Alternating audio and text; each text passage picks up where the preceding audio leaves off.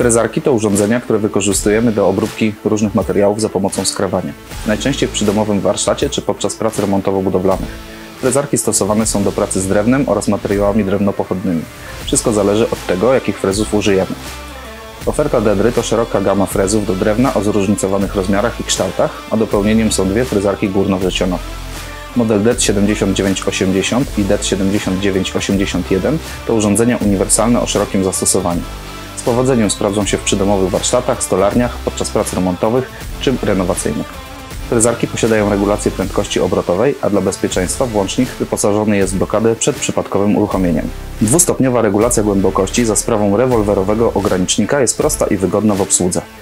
Frezarki wyposażono w aluminiowe podstawy, które gwarantują płynne prowadzenie urządzenia po obrabianej powierzchni. Frezarka DET 7980 jest przystosowana do mocowania frezów o średnicach chwytowych 6 i 8 mm. Natomiast frezarka DET 7981 ma możliwość mocowania frezów 6, 8 oraz 12 mm. Do frezarek zostały dołączone prowadnice równoległe, cyrkle do wycinania okręgów czy adaptery do odsysania pyłu.